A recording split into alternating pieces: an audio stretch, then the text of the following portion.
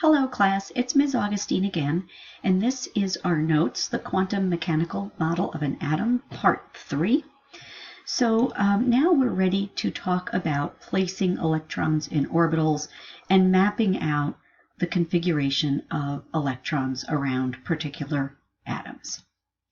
So we have a set of rules that we follow. The first rule is called the Aufbau principle, and it states that electrons enter the lowest energy orbitals first.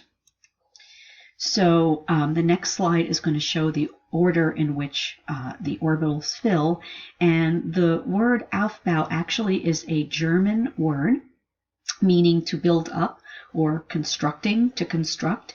And so there's no dead guy named Aufbau. Aufbau is a word, and it refers to this building up of electrons, building up of the electrons into energy levels, always starting at the lowest energy first. So here is this little diagram, and it is a way of knowing how to put the diagram together. And so what you do is you start with the lowest number, in this case 1, and you'll see here that it shows you, if you look at the table, there's a row for principal level 1, principal level 2, which has 2 sublevels, principal level 3 has 3, 4 has 4, 5 has 5, 6 has 6, 7 has 7, although it doesn't show them here because it would be a really big table at that point. The way you read this is, if you draw these arrows on a diagonal, it tells you the way the energy levels actually fill in.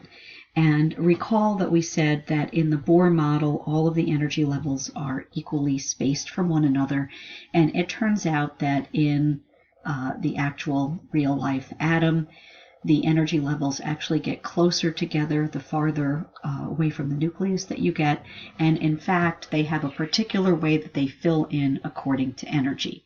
So here you'll see 1s would fill first, then following the next arrow 2s, then 2p 3s, then 3p 4s, then 3d 4p 5s. So you'll notice it goes 3p 4s and then 3D, and that's because the 4s actually has lower energy than the 3D. So relying on one of these Aufbau diagrams is really helpful because it tells you the order that you're going to draw your diagram.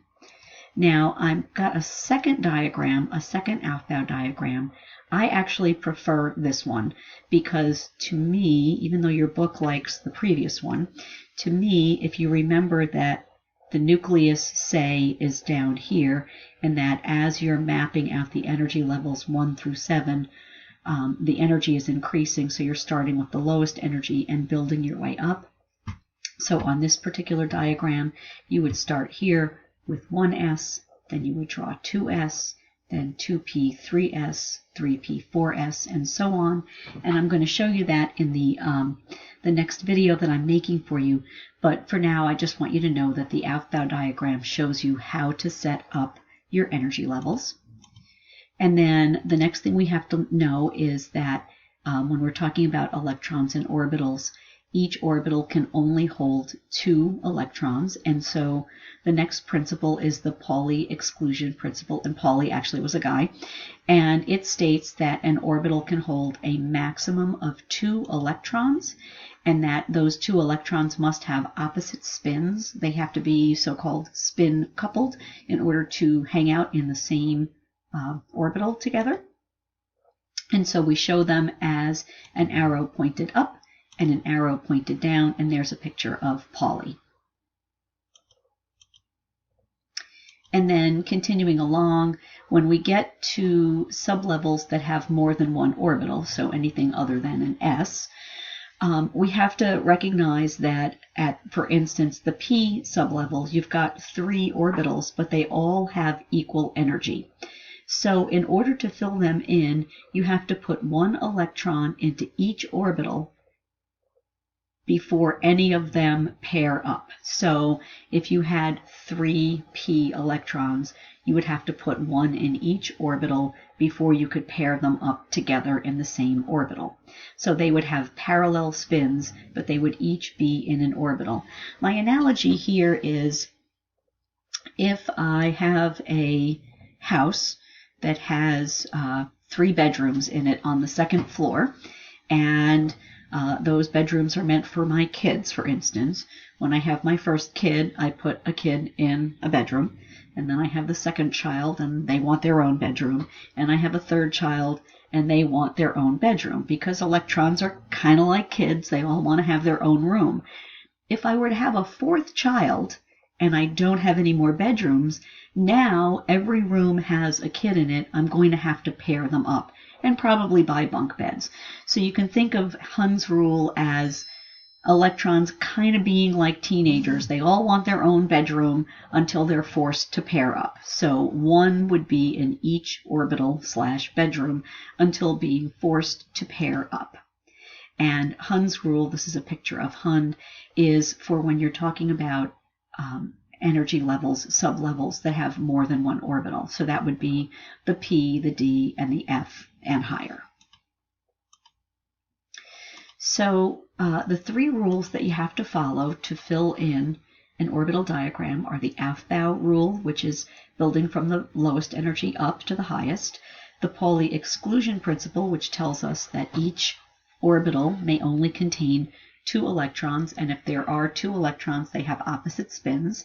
And then Hund's rule, which applies to sublevels that have more than one orbital. For instance, a p, d, or f sublevel. And in that case, we have to put an electron in each orbital before we can pair up 2 electrons in the same orbital. So we draw our orbitals according to these rules, and there are some exceptions to the rule. I'm not sure what that little arrow over there is all about. But again, there are some exceptions to the rules that we'll talk about in the next set of slides. And those are particularly chromium, copper, and molybdenum. So there's also 3 ways that we do or draw our configurations. We have something called orbital notation. We have an electron configuration notation, which is kind of a shorthand, easier to draw notation. And then we have something called a noble gas configuration, and I will be leading you through those with a set of tutorials to follow. So right now I'd like you to take out your Chapter 4 packets, and the next video is going to lead you through drawing an electron configuration diagram. Ms. Augustine out for now.